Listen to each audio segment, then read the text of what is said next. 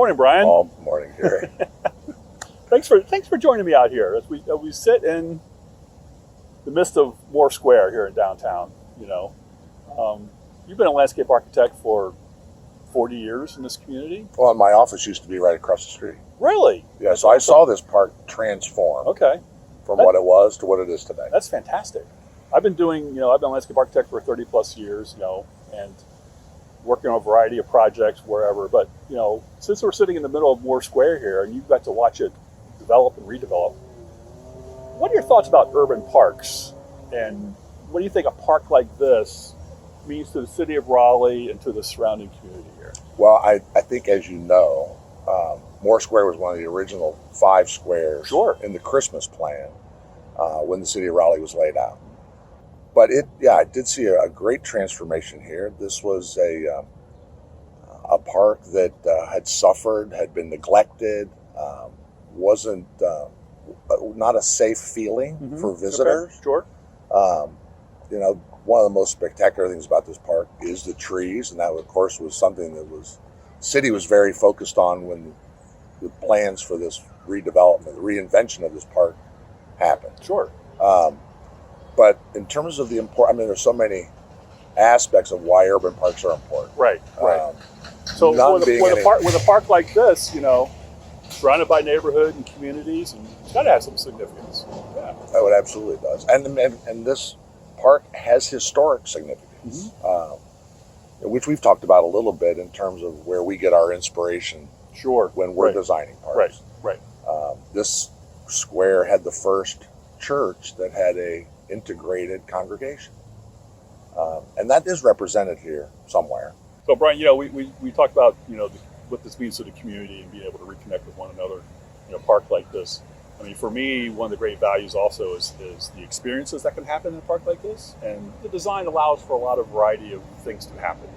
And so the opportunity to create those different experiences, because I really truly believe as a designer that when we have these great experiences, we have these great memories in these parks, this park becomes sacred space for somebody. If something happens to you and your kids in this park, your kids will potentially forever remember that event happened in this park. And it becomes sacred. So the opportunity to have these kind of places, to create those memories, create those relationships is key to, I think, the success of the park, long-term success of the park. It's key to success, and I think it's part of why we do what we do. I think so too. We just really enjoy creating places where life happens. Where life happens, exactly. Where, you're bonding with your child, you asked your girlfriend to get married. Sure.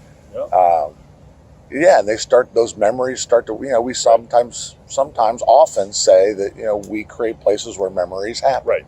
Obviously, a park like this, it takes a lot of people to make this kind of thing happen. It takes really great partnerships to make something like this happen.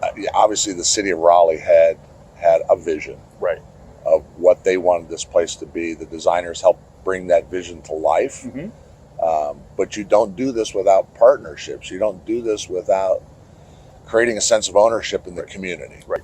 And you can easily see that the neighborhood around here is taking ownership of this park. I think so. And I think that's true just about in any urban park, that is a very important component of having good partners in the community. We don't live in all the communities we work in. We go into various communities, and we have to build a level of trust. Mm-hmm. And it's their park. Right. It's not ours. Right.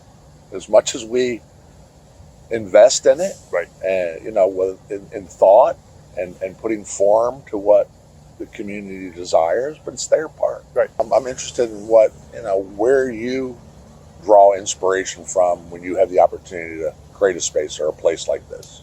It's kind of what I touched on earlier. So a lot of it's in my head and in my heart. Where I've been. I draw a lot of inspiration from the community as well, and I think back on my sacred places and what made those important to me. And we talked to the community. We tried to glean that information out of the community in terms of not just what they want, but what they think would be special for them. Right. And at the same time, we look at the environment. We look at the surrounding natural environment, how we can be sustainable in our designs, if we can, and then try to understand how the space will be used. And there's a lot of different sources. I can't really point it down. There's not one. Yeah. For me, it's a lot about, and it kind of comes full circle for me in that I find a lot of inspiration in the stories that the community tells me. Very true. Right. But I also know that I'm going to be creating a place where stories happen. Right. And for me, it's a lot about the stories. Right. And at the same time, you have a client who's saying, I need this, this, and this. Sure. And you have to sometimes you have to try to reconcile those things. We both, I think, there's never one answer. No, there never is. We typically, generate a lot of ideas, fairly vigorously. Right. And working with the community and the stakeholders in a park like this, those ideas don't necessarily come out of my head. They're not the same ideas I have. Walking into a project. No, yeah, I've put form to a project that came out of the mouths of babes. Right. Working with children who are completely uninhibited and very imaginative. Right. And we've had a couple projects where I really can't take credit for the idea. Right. The big idea. The idea was a 7-year-old. Right. I have a few of those in my background too, but they're always fun. Trying to translate those ideas into something functional and buildable. Absolutely. So, it's good stuff. So. Well, we could end. We could easily continue this conversation for another little while. And we could delve into other subjects as well. Maybe we can do that. Maybe we can do that in the future. Yeah, we should meet back here in the near future and continue our conversation. I've enjoyed it. Yeah, likewise. Let's get back to work. All right.